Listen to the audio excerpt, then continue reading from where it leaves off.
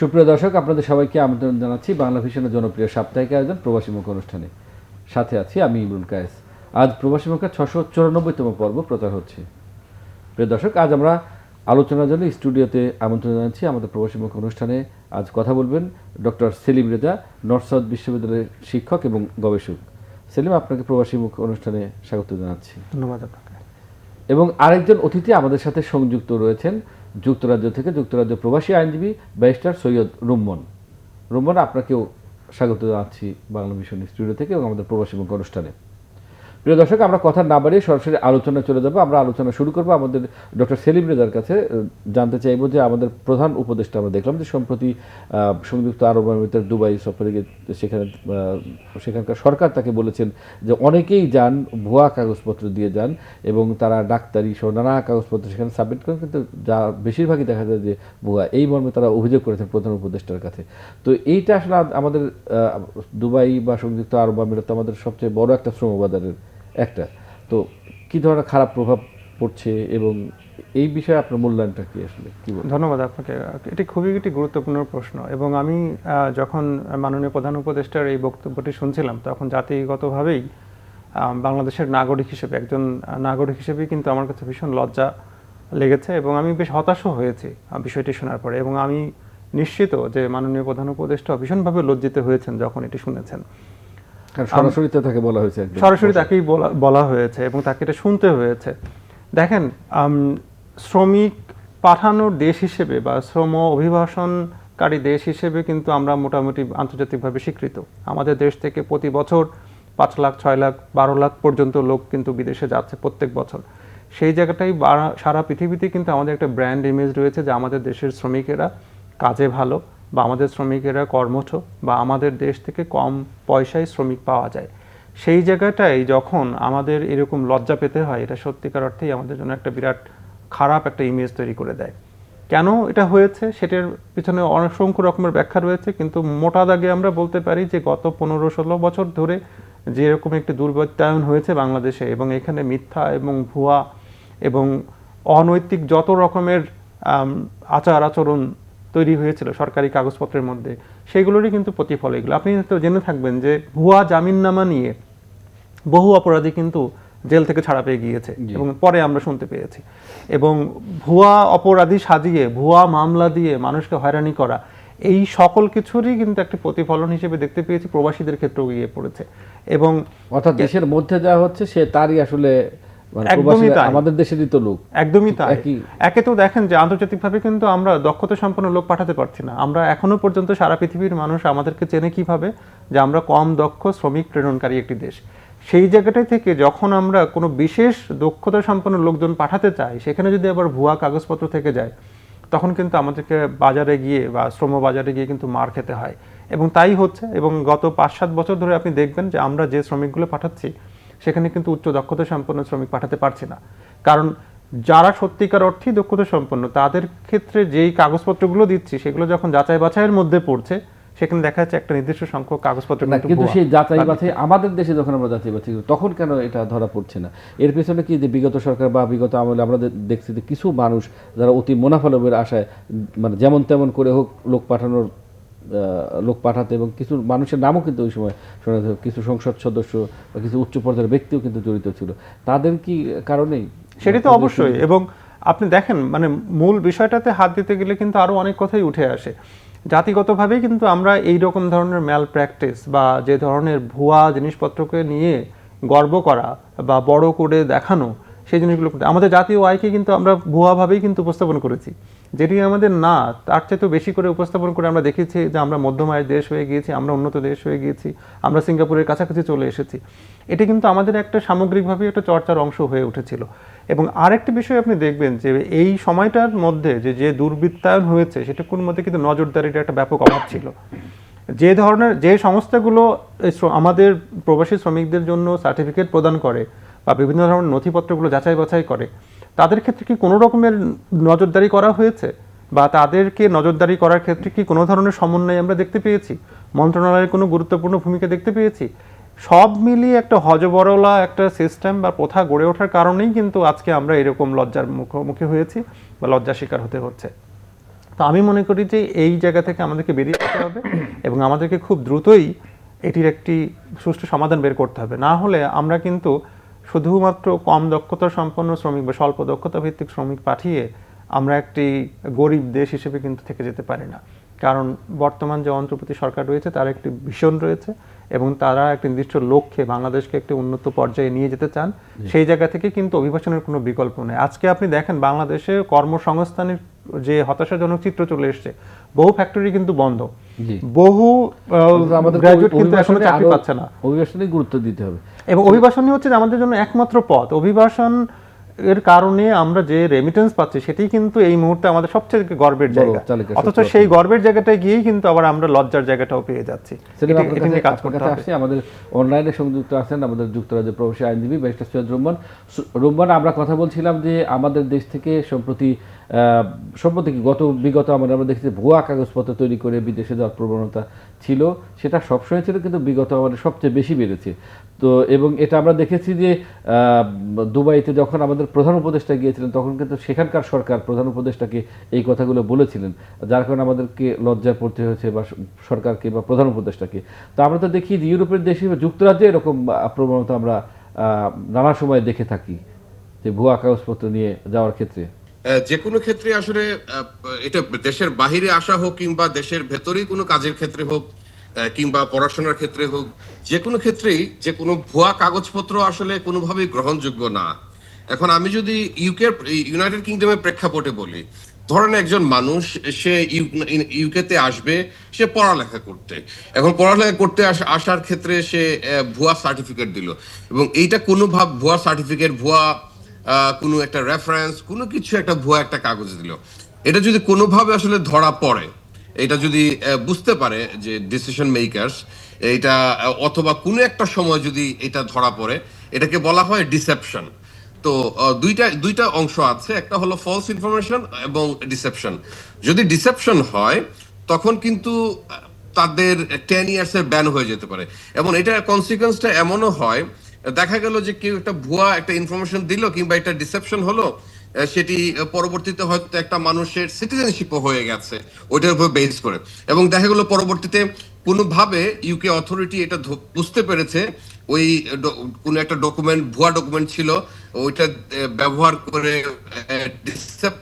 Deceive করেছে UK অথরিটিকে, তখন কিন্তু সিটিজেনশিপ পাওয়ার পরে এমন হতে পারে 10 বছর পরেও হতে পারে যে তার সিটিজেনশিপটাও ক্যান্সেল হয়ে যেতে পারে। তো এটা আসলে অনেক সিরিয়াস একটা কনসিকুয়েন্স, এবং এটাতে যেটা হয় যখন দেখা যায় কোনো একটা রিজিয়ন থেকে, কোনো একটা দেশ থেকে, কোনো একটা জায়গা থেকে বিপুল পরিমাণে একই ধরনের ডকুমেন্টস আসলে আসছে যেগুলো ভুয়া, তখন কিন্তু তারা এই ওই এলাকা কিংবা ওই দেশকে একটা রেড মার্কের মধ্যে রাখে। তো এটা আসলে একটা ভেরি সিরিয়াস একটা বিষয়, শুধুমাত্র এটা ইউকের ক্ষেত্রে না, এটা যে কোনো দেশের ক্ষেত্রে এটা আসলে হতে পারে। জি, ডক্টর সেলিম, আমরা যে ভুয়া কাগজপত্র নিয়ে যাওয়ার কথা বলছি বা যে ফেক ডকুমেন্ট নিয়ে যাওয়ার কথা বলছি, এটা তো দীর্ঘদিন ধরে চলে আসছে, বিগত আমরা দেখেছি যে অনেক বেশি বেড়েছে। তো এইটা আসলে ঠেকানো যায় কিভাবে? মানে যে কোনো মূল্যে আমাদের অভিবাসনটাকে ধরে রাখতে হলে তো এটাকে ঠেকাতেই হবে। তো এইটা কিভাবে সম্ভব? এই যে কিছু লোভী ব্যক্তি, কিছু মানুষের জন্য এই অবস্থায় পড়ছে। দেখেন, পুরো অভিবাসন প্রক্রিয়াটার মধ্যেই একেবারে শুরু থেকে শেষ পর্যন্ত কিন্তু দুর্নীতিতে ভরা। একটি মানুষ যখন বিদেশে যেতে চায় তার প্রথম যে ধাপটি সম্পন্ন করতে হয় সেটি হচ্ছে একটি পাসপোর্ট সংগ্রহ করা, এবং একটি পাসপোর্ট সংগ্রহ করতে গেলে কত রকমের হয়রানির শিকার হতে হয় এবং কত জায়গায় তাকে ঘুষ থেকে শুরু করে বিভিন্ন রকমের দেন দরবার করতে হয় সেটি মোটামুটি আপনার আমার নাগরিক হিসেবে সবারই কিন্তু জানা। তো যেই দেশে একটি পাসপোর্ট করার প্রক্রিয়াটাই দুর্নীতিগ্রস্ত এবং সেখানে অনেক রকমের ভুয়া জিনিসপত্র ঘটে, সেই দেশে পুরো অভিবাসন প্রক্রিয়াটাকে কিন্তু একেবারে সম্পূর্ণরূপে দুর্নীতিমুক্ত করা সম্ভব বলে আমি মনে করি না। হ্যাঁ, সেটি সময় সাপেক্ষ, সেটি হয়তো আরও আমাদের 20 বছর লাগতে পারে, 30 বছর লাগতে পারে বা 50 বছর লাগতে পারে, এবং জাতিগতভাবেও তো আমরা অনেক মিথ্যাবাদী এবং অনেক সময় নিজের বয়সটাও আমরা ঠিকমতো বলি না। নিজের সন্তানকে স্কুলে ভর্তি করাই অনেক সময় কম বয়স দেখিয়ে। নিজের সত্যিকারের জন্মদিন কয়টি আছে অনেক মানুষ কিন্তু সেটিও বলতে পারে না। তো এই সমস্যাগুলো থেকে উত্তরণের একটি সামাজিক একটা আন্দোলন দরকার, যেমন ঠিক একইভাবে কিন্তু রাজনৈতিক সদিচ্ছারও প্রয়োজন। এবং প্রশাসনিকভাবে আমরা যদি এইটুকু স্বচ্ছতা অর্জন না করতে পারি যে যত কিছুই হোক না কেন প্রবাসী শ্রমিক প্রেরণের ক্ষেত্রে কোথাও কোনোভাবে এক চিমটি বা এক টুকরো দুর্নীতি হবে না, তাহলেই এটি সম্ভব। তার মানে দেখেন এখানে কিন্তু একটা রাজনৈতিক সদিচ্ছার ব্যাপার রয়েছে এবং রাজনৈতিক সাহসিকতারও বিষয় রয়েছে। অ্যাটেনশনটা তো দিতে হবে আসলে। এবং সেখানে শুধুমাত্র মন্ত্রণালয়কে দোষ দিয়ে তো লাভ নেই, কারণ পুরো অভিবাসন প্রক্রিয়ার মধ্যে কিন্তু অনেকগুলো স্টেক হোল্ডার্স রয়েছে। পাসপোর্ট করতে গেলে যেমন পাসপোর্ট অধিদপ্তরের সেখানে অংশগ্রহণ রয়েছে, ঠিক একইভাবে কিন্তু যখন একটি মানুষ বিমানে চড়ে সেখানে কিন্তু বিমান মন্ত্রণালয়ের অংশগ্রহণ রয়েছে। অবশ্যই শুধুমাত্র প্রবাসী কল্যাণ মন্ত্রণালয়কে একা এখানে বড় ভূমিকা দিয়ে লাভ নেই। আন্তঃ মন্ত্রণালয় যে যোগাযোগগুলো রয়েছে, আন্তঃ মন্ত্রণালয় যে সমন্বয় রয়েছে স্বরাষ্ট্রের এবং স্বরাষ্ট্র রয়েছে, তো এরকম নানামুখী যে মন্ত্রণালয়গুলো রয়েছে তাদের মধ্যে কিন্তু একটা সংযোগ দরকার এবং তাদের মধ্যে সমন্বয় দরকার। এবং শুধু সমন্বয় করলে হবে না, সেই সমন্বয়গুলোকে যেন দেখভাল করা যায় বা নজরদারির মধ্যে আনা যায়, সেটুকুর জন্য কিন্তু আরেকটা একটা কমিশন হতে পারে। না এরকম কি করা যায় যে ধরেন যারা অভিবাসী হবে বা প্রবাসে যাবে বা শ্রমিক হিসেবে কাজে বাইরের দেশের বাইরে যাবে, তাদের জন্য ওয়ান স্টপ সার্ভিসের মধ্যে একই মন্ত্র, তাদের সব কাজই এক মন্ত্র, তার পাসপোর্ট করা থেকে শুরু করে তার ভিসা প্রসেসিং থেকে শুরু সব যাবতীয় কাজ একই মন্ত্র, অর্থাৎ প্রবাসী কল্যাণ মন্ত্রণালয়ের অধীনে আনা যায় কি?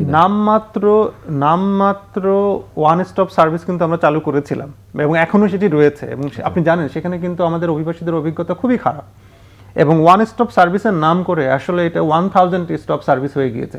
এবং একটা মানুষকে তাকে বারবার যেতে হয়, বারবার আসতে হয়, তোমার এই কাগজ নেই, তোমার ওই কাগজ নেই, এবং মূলত ওয়ান স্টপ সার্ভিসটা কিন্তু একটা হয়রানিমূলক সার্ভিসে রূপান্তরিত হয়েছে।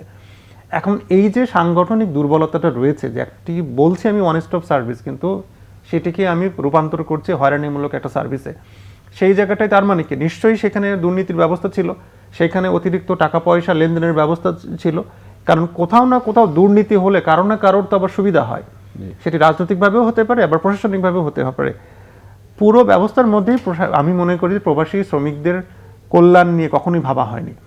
প্রবাসী শ্রমিকদের পকেটের টাকা অন্যরা নিজের পকেটে নিতে পেরে নিজেদেরকে সুখী ভেবেছে এবং সেই টাকা বিদেশে পাচার করতে পেরে নিজেদেরকে লাভবান মনে করেছে এবং প্রবাসীদেরকে বলি দিয়ে নিজের সুখ স্বাচ্ছন্দ্য আরামকে নিশ্চিত করাটাই যেন তাদের কাজ বলে মনে করেছে। যে কারণেই আমরা দেখি যে যারা আইন প্রণেতারা তারা নিজেরাও ভিসার ব্যবসার মধ্যে জড়িত হয়ে পড়েছে, যাদের কাজ হচ্ছে একেবারেই পবিত্র আইন প্রণয়ন করা, সেই মানুষগুলো বিমানের টিকিটের যে দুর্নীতি সেটার মধ্যে তারা জড়িয়ে পড়েছে। এবং সম্প্রতি কিন্তু আমরা দেখলাম যে হঠাৎ করে টিকিটের দাম বাড়িয়ে দেওয়া হয় এবং সেটিও কিন্তু এক ধরনের সিন্ডিকেশন বা এক ধরনের কিন্তু সেখানে জোচ্চুরি বলি বা দুর্নীতি বা দুর্বৃত্তায়ন বলি, সেটা কিন্তু হয়েছে।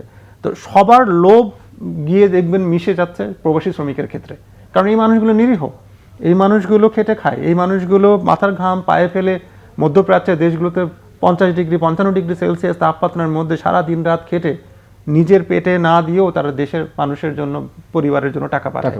এবং সেই নিরীহ মানুষগুলোকে কেন যেন শোষণ করাটা, তাদেরকে চুষে খাওয়াটাই যেন আমাদের একটা রাজনৈতিক লক্ষ্যে পরিণত হয়েছিল, আমি বলছি বিগত 15-20 বছর ধরে। সেই জায়গা থেকে আমাদেরকে বেরিয়ে আসতে হবে, এতে কোনো সন্দেহ নেই। এবং প্রবাসী কর্মীদের ভালো রাখতে পারলেই এই দেশ ভালো থাকবে, এই দেশের অর্থনীতি ভালো থাকবে, এই বুঝটা বা এই আন্ডারস্ট্যান্ডিংটা আমাদেরকে মাথায় রাখতে হবে। হ্যাঁ, আমাদের তো অবশ্যই সেলিম সেই জায়গা থেকে সেই একটা জায়গায় আসতে হবে যে এই জিনিসগুলো যাতে বন্ধ করা যায়, সকল অবৈধ প্রতারণাপূর্ণ যেসব পন্থা রয়েছে সেগুলো বন্ধ করা যায়। কিন্তু এটা তো আমরা আসলে বলেই আসছি দীর্ঘদিন ধরে, আমরা শুধু বলছি কিন্তু কাজের কাজ তো আমরা সেরকম আসলে দেখতে পাচ্ছি না। সেটি তো আমি বললাম যে রাজনৈতিক সদিচ্ছা যদি না হয়, আপনি সংসদে দাঁড়িয়ে মানুষের জন্য মুখরোচক কিছু কথা বলবেন, সেটি একটি বিষয়, আর অন্তরের অন্তঃস্থল থেকে আপনি মানুষের সমস্যাগুলোকে অনুধাবন করে সত্যিকার অর্থেই মাঠ পর্যায়ে কিছু পরিবর্তন আনবে, সেটি কিন্তু আরেক বিষয়। এবং দ্বিতীয় যে বিষয়টি, সত্যিকার অর্থে পরিবর্তন আনা, চেঞ্জ মেকার হওয়াটা খুব কঠিন একটা কাজ। কিন্তু আমাদের দেশের যে নির্বাচনের প্রক্রিয়া রয়েছে, আমাদের দেশের নেতা তৈরি হওয়ার যে প্রক্রিয়া রয়েছে, এটি আগাগোড়াই দুর্নীতিতে ভরা। এবং যেই কারণেই এই প্রক্রিয়ার মধ্যে থেকে যখন একটি মানুষ রাজনৈতিকভাবে ক্ষমতাশীল হয় বা আইন প্রণেতা হয়, তার কাছে কিন্তু দুর্নীতি করে নিজের সুখ স্বাচ্ছন্দ্যকে নিশ্চিত করাটাই বড় কাজ হয়ে দাঁড়ায়। মানুষের প্রতি তার কমিটমেন্ট বা মানুষের প্রতি তার দায়বদ্ধতার জায়গাটা কিন্তু অনেক হালকা হয়ে যায়, এবং এটি আমরা ঐতিহাসিকভাবেই দেখতে পাচ্ছি। আমরা অনেক সময় দেখছি যে নির্বাচন প্রক্রিয়াটা, আমাদের এই নির্বাচন প্রক্রিয়ার মধ্যে দিয়ে যেতে তো অনেক টাকা পয়সার দরকার হয়, যে কারণে একজন সংসদ সদস্য বা অন্যান্য নির্বাচন যারা করেন তারা কিন্তু আসলে চিন্তাই করে রাখেন আমাকে তো সামনের নির্বাচনে আবার দাঁড়াতে হবে বা করতে হবে, এবং তার জন্য যে টাকা পয়সা তুলতে হবে, এর কারণেও কিন্তু অনেকেই দেখা যায় যে এই ধরনের মানে সহজলভ্য, যে কি মনে করেন যে প্রবাসী খাদ্য সহজলভ্য, এখানে শ্রমিক পাঠানো একটা লাইসেন্স জি। বলেই সরকার একদম যথার্থ আপনি বলেছেন। এবং আপনি নির্বাচনের কথা যখন বললেন, এখানে কিন্তু একটি কথা না বললেই নয়। আমাদের বাংলাদেশের প্রবাসীরা পৃথিবীর বিভিন্ন দেশে ছড়িয়ে রয়েছে, তো এরকম সংখ্যা কত, এই সংখ্যাটাই এই পর্যন্ত কিন্তু আমার হাতে নেই। কেউ বলছে 1 কোটি, কেউ বলছে 1.5 কোটি। সেটা যাই হোক না কেন, এই মানুষগুলোর কি ভোটাধিকার রয়েছে? বাংলাদেশে যখন আমরা ভোটের উৎসব করি বা বাংলাদেশে যখন নির্বাচন বা ভোট নিয়ে কথা বলি, তখন কি এই প্রবাসীরা কি নিজেদেরকে সম্পৃক্ত করতে পারেন কোনোভাবেই? তাহলে যে মানুষগুলো, বিশাল একটা সংখ্যক মানুষ আছে যারা অর্থনীতি এত অবদান রাখছে, তারা বাইরে থেকে যাচ্ছে। তাদের কিন্তু ভোটাধিকার আমরা আজ পর্যন্ত নিশ্চিত করতে পারিনি। এবং রাজনৈতিকভাবেই আমাদের মনস্তাত্ত্বিক একটা জায়গায় আমরা পৌঁছেছি যে এই লোকগুলো তো আমাদেরকে ভোট দিবে না, এই লোকগুলো তো আমাদেরকে নির্বাচিত করবে না, অথবা তাদেরকে নিয়ে যা খুশি তাই করার একটা অধিকার আমাদের জন্য রয়েছে।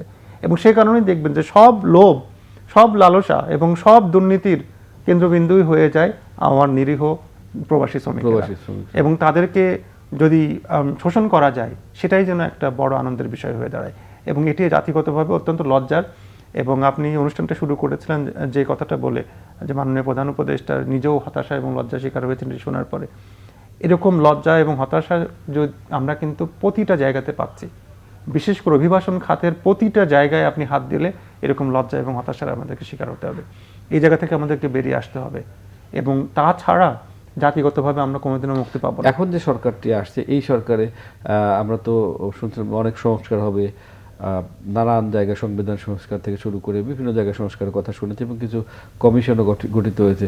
প্রবাসী কল্যাণ খাতে তো আমরা এরকম কোনো কমিশন কি আমরা দেখেছি কাজ করছে, মানে সেখানে কি ধরনের সংস্কার আনা যায়, কি ধরনের পরিবর্তন আনা যায়। কথা বলছিলাম এই যে ফেক ডকুমেন্টস তৈরি করে যারা বিদেশে যান, যুক্তরাজ্যে যান, কিন্তু আমরা তো দেখি যে দেশীয় চক্রের সাথে সেখানে বিদেশি চক্র, বিশেষ করে যুক্তরাজ্যেও অনেকেই জড়িত রয়েছেন। অনেকেই বলতে আমার জানা মতো অনেকেই বাংলাদেশি রয়েছেন, তাদের বিভিন্ন কলেজ আছে, তারা বিভিন্ন শিক্ষা প্রতিষ্ঠান করেছেন, সেখান থেকে তারা ভুয়া কাগজপত্র তৈরি করে দিচ্ছেন, সহায়তা করছেন। তো সেগুলোতেও একটা বড় ভূমিকা রাখছে এই ফেক ডকুমেন্টে যাওয়ার ক্ষেত্রে। এখানে কি আসলে দেশি কিংবা বিদেশি চক্র মিলে কি আসলে এটা তৈরি করছে, এবং এটা আসলে এটা হলে কিভাবে আসলে সেগুলোকে আসলে প্রতিহত করা যায়? প্রশ্নটা যদি সেটি হয়ে থাকে, তাহলে আসলে এখানে দেশি বিদেশি আসলে চক্রের যে ব্যাপারটি আসলে দেখেন, যখনই যেখানে যে সিস্টেমটা থাকুক না কেন, যদি কোনো সিস্টেমের মধ্যে, কোনো দেশের একটা সিস্টেমের মধ্যে আপনার কোনো ধরনের আপনার বেআইনি কাজকর্ম আসলে হয়, যেগুলো আমরা বলছি যে ভুয়া কাগজপত্র তৈরি, আসলে দেখা যায় একটা পর্যায়ে গিয়ে এগুলো আসলে সবই অথরিটিজ কাছে আসলে নজরে আসে। কিন্তু ধরেন আজকে এখন হয়তো এই ভুয়া যে সার্টিফিকেট দিয়ে যারা, ভুয়া কাগজপত্র দিয়ে যারা দেশের বাইরে গেল, যে কাজ করতে গেল, তারা যে ভুয়া কাগজপত্র আসলে তৈরি করছে, এই তৈরি করার পেছনে এখানে আসলে সিস্টেমটাকে এমন ভাবে আসলে সাজানো হয়েছে যেখানে এইগুলা করার আসলে সুযোগটা আসলে আছে। আবার অন্যদিকে বলে, যেমন ধরেন ইউকের কথা যদি আমি বলি, বারবার আমি ইউকের কথাই এক্সাম্পল দিয়ে বলছি, কারণ এখানে আমরা আসলে দেখি এই ধরনের, আমি নিজেও আসলে অনেক এইগুলা নিয়ে আসলে কাজ করি, যে কিভাবে এই আমাদের ক্লায়েন্টদেরকে রিপ্রেজেন্ট করা যায়। তো দেখা গেছে এখানে যখন একটা কাজে কেউ আসছে, একটা জবের ক্ষেত্রে, যেমন ওয়ার্ক ভিসায় আসছে কিংবা স্টুডেন্ট ভিসায় আসছে, তারা যখন এই ভুয়া কাগজপত্রগুলো তৈরি করছে, তারা কিন্তু আসলে একা এখানে না, এখানে হয়তোবা আমাদের দেশীয় কেউ এখানে যারা আছে তারা এইগুলোতে জড়িত, কিংবা এখানে যারা আছে তারাও হয়তোবা এগুলো জড়িত। কিন্তু আলটিমেটলি যেটা হয়, এটা হয়তো অতি লাভের আশায় কিংবা মানুষকে ফর দ্য টাইম বিং মানুষকে একটা রেমেডি দেওয়ার আশায় আসলে এগুলা করা হয়। এবং এই চক্র যেগুলো আছে, এই চক্রগুলোকে আপনি আসলে সহজে এগুলাকে আপনি যে নির্মূল করবেন কিংবা এগুলাকে ধরতে পারবেন, সেটা আসলে খুব ইজি টাস্ক না।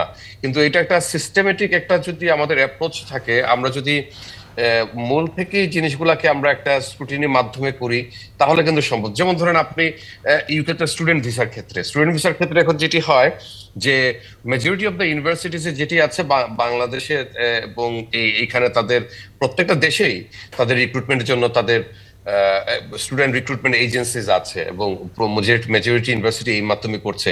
তো স্টুডেন্ট রিক্রুটমেন্ট এজেন্সি ফার্স্ট স্ক্রিনিংটা করে হলো তারা। একটা স্টুডেন্ট যখন কাগজপত্র জমা দেয় তখন ফার্স্ট স্ক্রিনিংটা তারা করে, এবং এই ক্ষেত্রে হয়তো অনেক ভেরিফিকেশন তাদের পক্ষে সম্ভব হয় না, কিন্তু যতটুকু তারা ভেরিফিকেশন করে এবং তারা তখন কিন্তু অরিজিনাল সার্টিফিকেটটা দেখছে একটা এজেন্সি, তারপরে তারা এই ডকুমেন্টস গুলো তারা পাঠাচ্ছে ইউনিভার্সিটিস এর কাছে। তো এতে করে কি রিস্কটা আসলে অনেকটা কমে আসে। আগে যেভাবে আসলে দেখা যেত যে স্টুডেন্টরা ভুয়া কাগজপত্র দিয়ে আসার যে চেষ্টা করতো, এখন কিন্তু জিনিসগুলো আসলে অনেক কমে গেছে, কারণ এজেন্সি যদি এই কাজগুলো না করে তাহলে দেখা যাচ্ছে এজেন্সি হয়তো তাদের লাইসেন্স গুলো হারাবে, কিংবা তারা হয়তো পার্টনারশিপ হারাবে ইউনিভার্সিটিদের সাথে। তো তাদের এটা তাদের নিজেদের স্বার্থে তারা আসলে এই জিনিসগুলো চেক এন্ড ব্যালেন্সটা করা লাগছে। তো ওয়ার্ক ভিসার ক্ষেত্রে যদি আসলে সেরকম করা হয়, এটা ইউকের জন্য হোক, আর ইটালির জন্য হোক, আর মিডল ইস্টের জন্য হোক, যেখানের জন্য হোক, এই কাজগুলো যদি আসলে এজেন্সির উপরে একটা নজরদারি করা হয় তাহলে কিন্তু আসলে এটা সম্ভব। এবং আমি স্টুডেন্ট রিক্রুটমেন্ট এজেন্সির কথা বলছি আর অন্যান্য এজেন্সির কথা বলছি, এগুলো কিন্তু কোনো একটা রেগুলেটরি আসলে বডি কিন্তু ওইভাবে নাই, যেমন স্টুডেন্ট রিক্রুটমেন্টে অবশ্যই নাই। আর কাজের ক্ষেত্রে আসলে শ্রম মন্ত্রণালয় অথবা অন্য কোনো মন্ত্রণালয় হয়তো বা আছে, কিন্তু ওইভাবে আসলে নজরদারি নাই। এগুলো যদি আসলে থাকে তখন দেখা যাবে যে এই যে ভুয়া কাগজপত্র তৈরি করার যে প্রবণতা সেটা কমছে, এবং এটা আমাদের রেপুটেশনাল ড্যামেজের একটা ব্যাপার। জি জি। কিন্তু দেখা গিয়েছিল কয়েক বছর আগে আপনার বিভিন্ন কারণে বিভিন্ন ভুয়া সার্টিফিকেট দিয়ে আসার কারণে বাংলাদেশের একটি অঞ্চলের অনেক স্টুডেন্টদের কিন্তু ইউনিভার্সিটি ইউকে থেকে এক ধরনের আসলে রেড অ্যালার্ট জারি করেছিল, যে ব্যানও করে দিয়েছিল যে ওই অঞ্চল থেকে স্টুডেন্টরা আনবে না। কিন্তু দেখা গেছে যে পরবর্তীতে ওইটা ঠিক হয়েছে, কিন্তু এটা রেপুটেশন একটা ড্যামেজ হয়েছে। তো এটা আমাদের দেশের জন্য আসলে কোনোভাবে আসলে একটা সুখকর অনুভূতি না।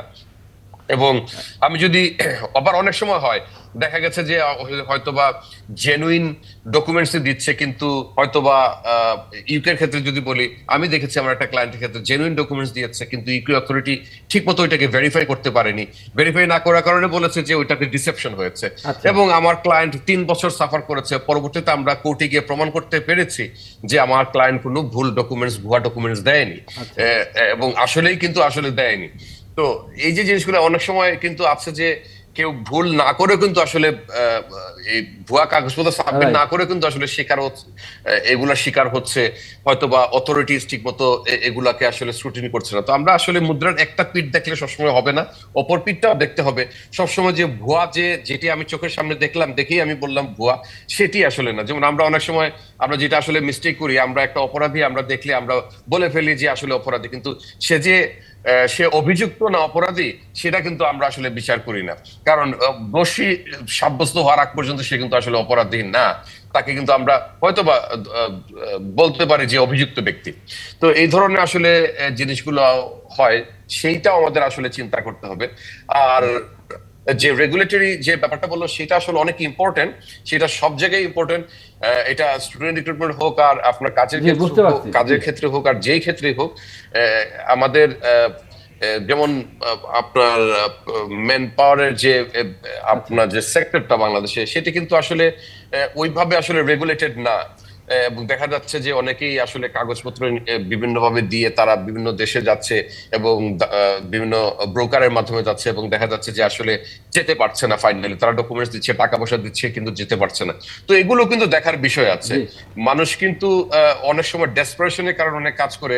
একটা অপরাধ যখন হয়, অপরাধটা কেন হচ্ছে সেটাও কিন্তু আমাদের একটা দেখার বিষয়। আমরা তো শুধু অপরাধ দিয়ে কথা বললে হবে না, অপরাধের ব্যাকগ্রাউন্ডের স্টোরিটাও আমাদের আসলে জানতে হবে।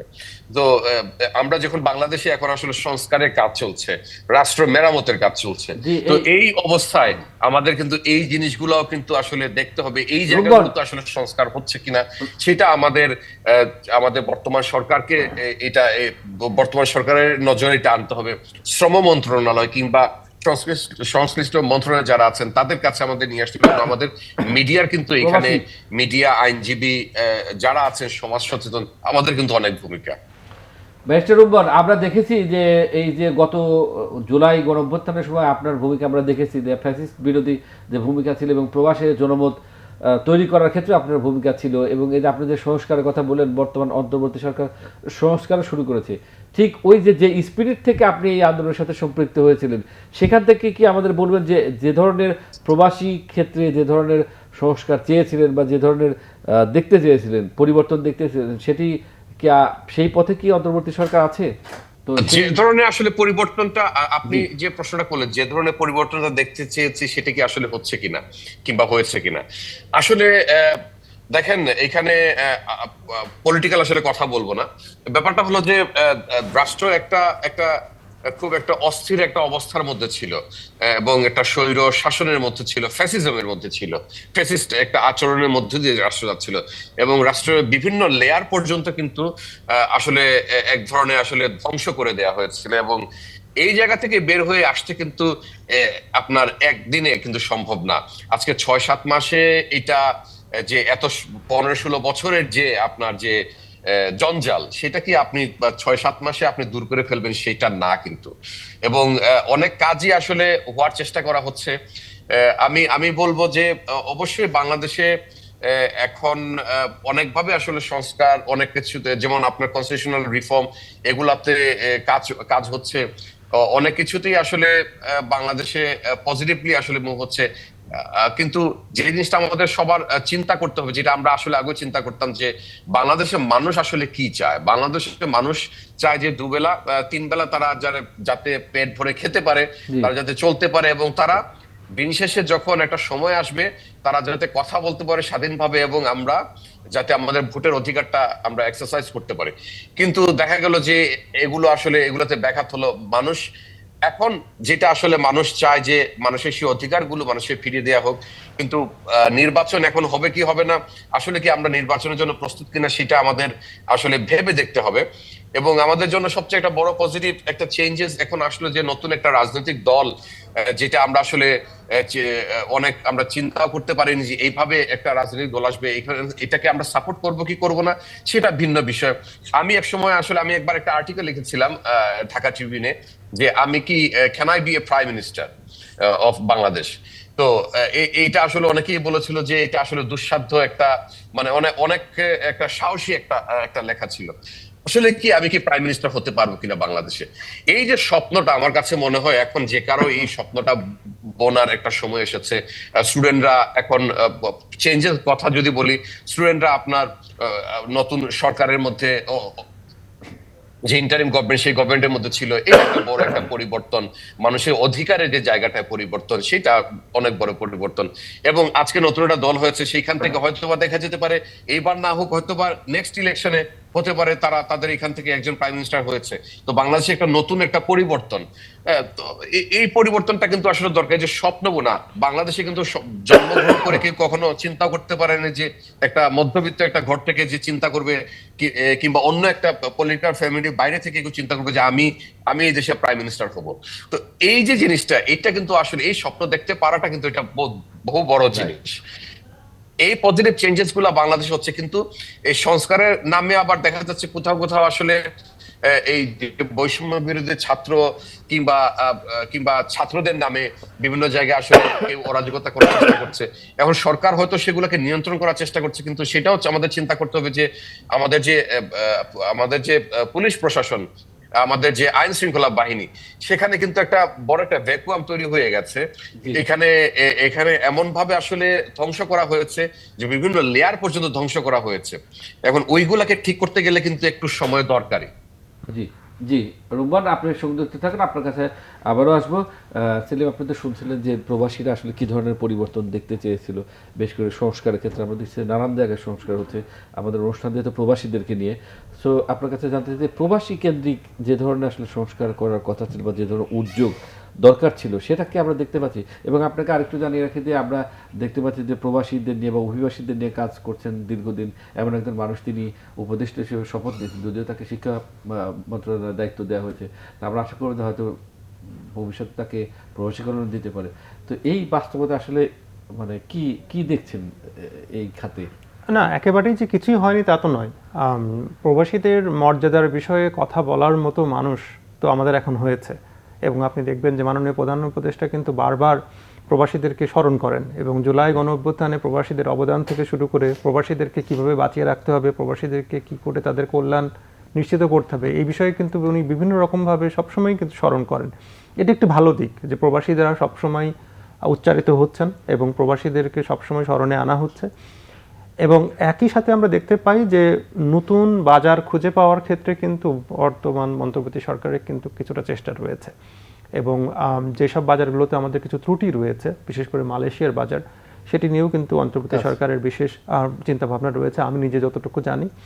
এবং যদিও পরিতাপের বিষয় হচ্ছে যে আমি অন্তত ব্যক্তিগতভাবে আশা করেছিলাম যে এই অভিবাসন খাত নিয়ে একটি সংস্কার কমিশন হবে, অথবা শ্রম সংস্কার কমিশন যেটি হয়েছে সেটির অধীনে কিন্তু অভিবাসন নিয়ে যারা কাজ করে তাদের একটা আলাদা ব্যাপক অংশগ্রহণ থাকবে, কিন্তু সেটি কোনোটাই হয়নি। সেটি যেমন কোনোটাই হয়, ঠিক একইভাবে আবার শেষের দিকে এসে এটার দেখলাম কারণ কি? এটা কি যারা অভিবাসীদের নিয়ে কাজ করে তারা সঠিকভাবে উপস্থাপন করতে পারে নাই, নাকি মানে গুরুত্ব কম দেওয়া? না, এটি আসলে ওই মানে আমি আপনার এই অনুষ্ঠানে বহুবার বলেছি যে প্রবাসীদেরকে আমরা দেখতেই চাই কেন জানি ওই রেমিটেন্স উপার্জনকারী মানুষ হিসেবে। তাদের যে সমস্যা থাকতে পারে এবং তাদের সমস্যা যে অগণিত, এবং তাদের যে বৈষম্য বা বঞ্চনার গল্পগুলো যে অনেক বড়, এবং সেগুলো যে সময় নিয়ে, ধৈর্য নিয়ে বা একটি বিশেষ মন নিয়ে দেখতে হবে, সেই রকম অনুভূতি বা সেই রকম অনুধাবন আমাদের জাতিগতভাবে হয়নি। যে কারণে আমরা মনে করেছি যে এই মানুষগুলোকে নিয়ে বিশেষ কমিশনের দরকার নেই, এই মানুষগুলো নিয়ে বিশেষ নীতির প্রয়োজন নেই। এবং যে কারণেই আপনি এই যেটা বলছিলেন যে ভুয়া কাগজপত্র নিয়ে মানুষ বিদেশ যাওয়া এবং নানান রকম হয়রানিমূলক জিনিসপত্রের শিকার হওয়ার কিন্তু বেড়েই চলেছে। তো সেই জায়গা থেকে কিছুটা হলো আশার আলো দেখতে পাচ্ছি যে আমাদের এই শ্রদ্ধেয় শিক্ষক প্রফেসর সি.আর. আবরার, তাকে শিক্ষা উপদেষ্টা হিসেবে নিয়োগ দেওয়া হয়েছে। গতকাল উনি শপথ নিয়েছেন এবং অত্যন্ত উচ্চ মানবিক মূল্যবোধ সম্পন্ন একজন মানুষ। দীর্ঘদিন ধরে অভিবাসী শ্রমিকদের অধিকার নিয়ে কথা বলে এসছেন এবং বহু জায়গায় আন্তর্জাতিক এবং স্থানীয় বিভিন্ন পর্যায়ে কিন্তু উনি প্রবাসী শ্রমিকদের অধিকার নিয়ে কথা বলেছেন, লেখালেখি করেছেন।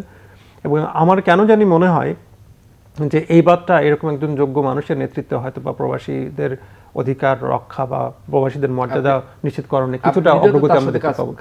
আমি নিজেও কাজ করেছি এবং আমি তার কাছ থেকে কাজ শিখেছি এবং আমি ব্যক্তিগতভাবে তাকে যতটুকু চিনি, উনি প্রবাসীদের অধিকারের প্রশ্নে সবসময় সোচ্চার এবং উনি অন্তরের অন্তঃস্থল থেকে প্রবাসীদের অধিকারকে অনুধাবন করেন। এবং আপনি শুনলে অবাক হবেন যে বাংলাদেশে খুব সম্ভবত, আমি বলছি খুব সম্ভবত, উনি একমাত্র মানুষ যিনি প্রথম উচ্চারণ করেছিলেন যে বিদেশ থেকে যেই শ্রমিকেরা মৃত ব্যক্তি হিসেবে ফিরে আসেন, বা আমার সুস্থ শ্রমিকেরা বিদেশ থেকে কেন মৃত হয়ে ফিরে আসেন, কেন আমরা সেই মৃত্যুর ইনভেস্টিগেশন করি না, বা কেন আমরা কূটনৈতিকভাবে সেই মৃত্যুগুলোর কারণ আমরা যাচাই করি না, এই কথাটি প্রথমেই কিন্তু বলেছিলেন এই প্রফেসর সি.আর. আবরার।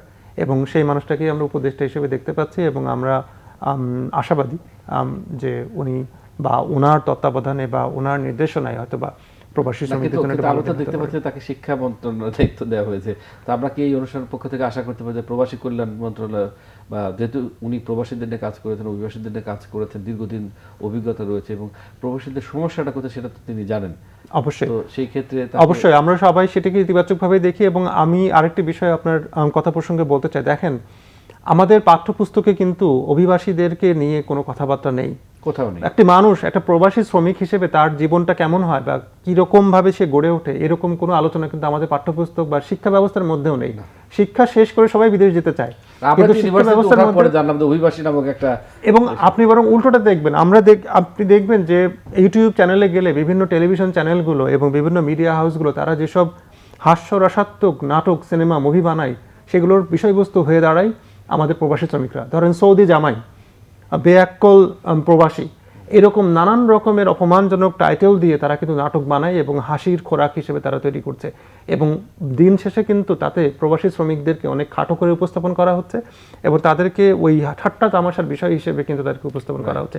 এবং আমি ব্যক্তিগতভাবে মনে করি এগুলো চরম ঘৃণিত কাজ, এবং মেধা চর্চার নাম করে বা নাটক সিনেমা বানানোর নাম করে বা হাস্যরসাত্মক উপাদান যোগান দেওয়ার নাম করে প্রবাসীদেরকে নিয়ে ছলনা করা বা ঠাট্টা মশকরা করাটাকে আমি ব্যক্তিগতভাবে পছন্দ করি না। এবং সেই জায়গাটাই কিন্তু শিক্ষার প্রশ্ন রয়েছে এবং আমি মনে করি যথাযথ শিক্ষা যদি দিতে পারি জাতিগতভাবে, প্রবাসীদের সম্পর্কে যদি জানাতে পারি, পুরো জাতিকে শিক্ষিত করতে পারি, তাহলে দিনের পর দিন বা একদিনে আমরা প্রবাসীদের ভালো দিন অবশ্যই দেখবো। আমরা আপনার কাছে আসছি ব্যারিস্টার রুম্মান, আপনার কাছে জানতে চাইবো, এই যে বর্তমান অন্তর্বর্তী সরকার, আমরা দেখলাম যে কিছু এক্সপার্ট যারা বিদেশে থাকেন, প্রবাসে আছেন, তাদের এক্সপার্টিস রয়েছে নানা বিষয়ে, তাদেরকে কাজে লাগানোর চেষ্টা করছেন। এমন একজনকে আমরা দেখতে পেয়েছি যে শেখ মঈনুদ্দিন, তিনি যুক্তরাষ্ট্র প্রবাসী, তাকে সড়ক পরিবহনের দায়িত্ব দেওয়া হচ্ছে দেশে এনে। এই উদ্যোগটাকে কিভাবে দেখছেন? আমরা যে সংস্কারের যে কথাটা বলছি এবং বাংলাদেশে যে নতুন বাংলাদেশে যে কথাটা বলছি, সেই বাংলাদেশে অবশ্যই প্রবাসীদের একটা ভূমিকা আসলে থাকা দরকার এবং এটা ছাড়া আসলে হবে না। আপনি যদি আন্দোলনের কথা বলেন, আমি আমি আমি ছিলাম আন্দোলনের সময়, আমি এইখানে বিলেতে বসেই আসলে আন্দোলনে সম্পৃক্ত ছিলাম এবং বিভিন্ন ভাবে আসলে সহযোগিতা করার চেষ্টা করেছি, এটাই হোক লেখা কিংবা বিভিন্ন ভাবে আসলে চেষ্টা করেছি। এবং আমাদের আসলে আমরা বিভিন্ন জায়গায় বিভিন্ন আমাদের অবস্থান আছে, আমরা আমরা অনেক কিছুই করছি এবং আমাদের এক্সপার্টিস আছে। এবং এই এক্সপার্টিস গুলো আসলে এই যে নতুন বাংলাদেশের যে আমরা কথা বলছি, সেই বাংলাদেশে কিন্তু আসলে খুবই জরুরি। কারণ এখানে যেমন এখানে হয়তো দেখা গেছে যে আমাদের যেমন এখান থেকে একজন জয়েন করেছে নতুন রাজনৈতিক দল তাসনিম জারা, এবং সেটি আসলে একটা অনেক একটা পজিটিভ একটা বিষয় যে এই দেশে পড়ালেখা করার পরে আসলে উনি একটা স্বাস্থ্য বিষয়ক একটা একটা কমিটিতে কিংবা উনি নতুন যে রাজনৈতিক দল সেই দলের স্বাস্থ্য বিষয়ক একটা পদেও আসলে উনি উনি জয়েন করেছেন। তো এটি আসলে অত্যন্ত পজিটিভ একটা একটা বিষয়, যার যে এক্সপার্টিস আছে সেই এক্সপার্টিসটা ওনার ইন্টারন্যাশনাল লেভেলে একটা এক্সপার্টিস আছে এবং তরুণ একজন মানুষ তাকে আসলে ওইখানে জয়েন করার সুযোগ দেওয়া হচ্ছে। It's a positive thing. এখানে যারা বিভিন্ন ভাবে যে ব্যবসায়ী আছেন, রাজনীতিবিদ আছেন, এখানে আমাদের অনেক কিন্তু স্টুডেন্ট লিডার যারা এখানে ছিল, তারা কিন্তু আসলে বিভিন্নভাবে তারা ইনভলভ হতে পারে। তো এইটা কিন্তু আসলে সংস্কারটা কথা যদি চিন্তা করি যে বাংলাদেশে থাকলেই যে আমি আসলে দেশপ্রেমিক এবং বাইরে থাকলে যে আমি দেশপ্রেমিক না কিংবা আমি যে কন্ট্রিবিউট করতে পারবো না, সেটা কিন্তু ঠিক না। এখন এমনও হতে পারে যে অ্যাডহক বেসিসেও মানুষ কিন্তু এই প্রবাসী যারা আছেন তারা কিন্তু এই সংস্কারের মধ্যে তারা অংশগ্রহণ করতে পারে, কিংবা শুধুমাত্র সংস্কার না, দেশের বিভিন্ন ক্ষেত্রে কিন্তু বিদেশে যারা আছেন তারা কিন্তু অ্যাডহক বেসিসেও তারা কিন্তু আসলে কাজ করতে পারেন। হয়তো যদি তারা ফুল টার্মেও না পারেন, তারা হয়তো দেখা যেতে পারে যে তারা বসেও তারা বাইরে বসেও তারা কিন্তু অ্যাডভাইস দিতে পারেন। তো এই জিনিসগুলো আসলে চিন্তা করতে হবে। আমরা পরবর্তীতে আপনার অন্যান্য পর্বে আপনাকে আপনার কাছে আপনার গুরুত্বপূর্ণ অভিমত দেওয়ার চেষ্টা করবো। সেলিম, আপনি তো শুনলেন যে বিদেশি এক্সপার্ট যারা রয়েছেন তাদের বিভিন্ন জায়গায় কাজে লাগানো হচ্ছে, আমাদের সরকারেও কাজে লাগানো হচ্ছে। এটা যদি সংক্ষেপে বলেন, একেবারে সংক্ষেপে যদি বলেন যে এই এক্সপার্টদের কিভাবে। না, এটা অত্যন্ত ইতিবাচক একটি দিক আসলে, এবং এটি করা খুবই প্রয়োজন। এবং আমি দীর্ঘদিন ধরে ব্যক্তিগতভাবেও বলে এসেছি এবং আপনার এই প্রবাসীমূলক অনুষ্ঠানের মাধ্যমে মনে হয় আমি বলেছিলামও একবার যে প্রবাসে অবস্থানরত বাংলাদেশি অভিবাসীরা যারা অত্যন্ত উচ্চ দক্ষতা সম্পন্ন, তাদের জন্য একটি নির্দিষ্ট ডাটাবেস তৈরি করা খুব প্রয়োজন এবং দেশের বিভিন্ন অবকাঠামোগত উন্নয়নে অন্তত তাদেরকে নিয়ে এসে তাদের অভিজ্ঞতাকে কাজে লাগাতে হবে এবং সেই প্রক্রিয়াটি শুরু হয়েছে এবং আমার মনে হয় যে সেটি অত্যন্ত সুন্দরভাবে আমাদের সামনে এগিয়ে নিতে হবে। ডক্টর সেলিম, আপনাকে ধন্যবাদ সুন্দর আলোচনার জন্য। প্রিয় দর্শক, আপনারা আজকে আমাদের এই অনুষ্ঠানে আলোচনা শুনলেন দুজন অতিথি, ডক্টর সেলিম রেজা এবং ব্যারিস্টার সৈয়দ রুম্মান। তাদের দুজনের কথায় যেটি বেরিয়ে এসেছে যে অনেকেই ভুয়া কাগজপত্র নিয়ে, ফেক ডকুমেন্টস নিয়ে বিদেশে যান এবং সেখানে যাওয়ার পরে সেগুলো ধরা পড়ার পরে যেভাবে আমাদের দেশের ভাবমূর্তি ক্ষুণ্ণ হচ্ছে, সে কারণে আমাদের যে শ্রম বাজার কিন্তু ঝুঁকিপূর্ণ হয়ে উঠছে। অর্থাৎ বাংলাদেশ থেকে লোক নেয়ার ক্ষেত্রে কিছু কিছু দেশ কিন্তু আপত্তি জানানো শুরু করেছে শুধুমাত্র ভুয়া কাগজপত্রের জন্য। সে কারণে যারা বিদেশে যেতে চান, বাইরে যেতে চান অভিবাসী হিসেবে, তারা অবশ্যই সঠিক পন্থায় সঠিক কাগজপত্র নিয়ে যাবেন। এতে করে দেশের ভাবমূর্তি যেমন উজ্জ্বল হবে, তেমনই আপনারাও আপনাদের সেই দেশে থাকাটা নিশ্চিত হবে এবং ঝুঁকি মুক্ত হবে। সেই প্রত্যাশা ব্যক্ত করে আজ আমাদের অনুষ্ঠান এখানে শেষ করছি। সবাই ভালো থাকুন, সুস্থ থাকুন। আল্লাহ হাফেজ।